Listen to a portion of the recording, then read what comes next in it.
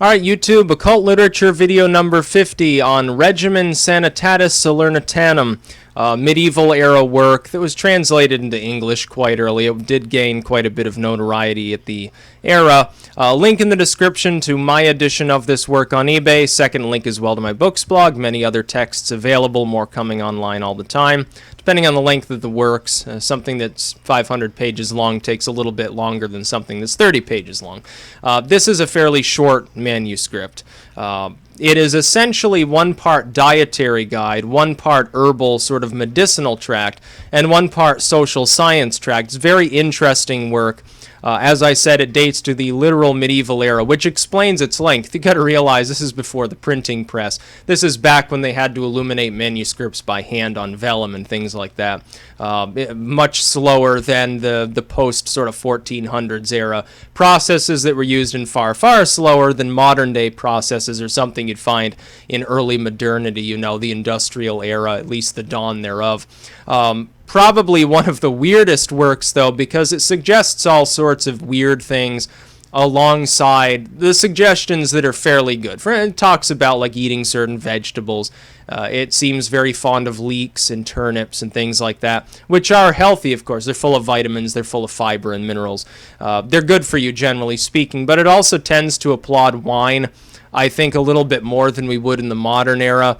It's essentially a cure-all, which makes some level of sense. You get somebody drunk enough, they don't really care that they're sick, their pain level is significantly reduced, and of course they would thus seem to function, you know, they're still drunk, but they seem to function better than if they're just lying around with a high fever, sort of writhing in their bed.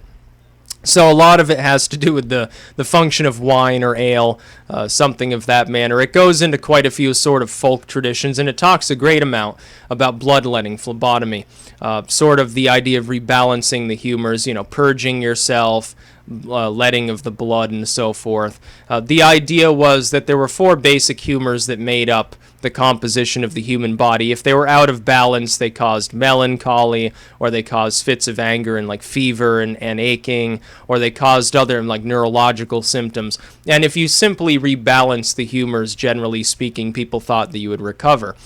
But there are a few things within this text that are far, far more modern, I think, than we would generally give the medieval era in any part of the world necessarily credit for actually supporting. One of them is sanitation. Now, the reason why people back then thought it was bad to live in a poorly drained swampy area or an area flooded with human excrement was the smell, because of miasmatic theory.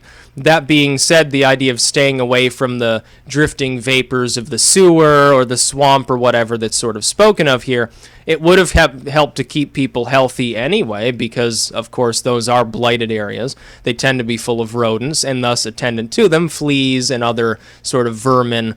That's not a recipe for being healthy. It also speaks about washing hands, which I think we often think of the medieval era. I've got my familiar here helping me, obviously. We often think of sort of the Dark Ages and even like the Middle Ages. People were unbathed. They sort of just squandered their lives away in the mud. They never, they never did anything that we would think of in modern times as being particularly healthy. You know, their diet sucked and so forth. But anybody taking the advice of this hand guide, other than being perpetually tipsy, they probably would have been living a fairly healthy lifestyle. It talks about how the sick shouldn't eat like deer meat or goat meat. It talks about the various kinds of cheeses and wines and stuff, and which ones are sort of healthier for you or not. So, and again, certain herbal remedies. It talks about willow bark, but never quite gets around to saying that it can cure a headache, which I found even funnier. But definitely, it's a little bit more advanced on certain tokens than I think the average person would think when they think of a medieval dietarian life guide. It is an occult work, though. It does contain a lot of herbal sort of medicine and superstitious sort of folk traditions around sanitation, around what you should eat and when, around certainly the idea of bloodletting or leechcraft or something like that. So as always, link in the description to this work that I've released on eBay, my own edition. Second link to my books blog. That's about all. Peace out.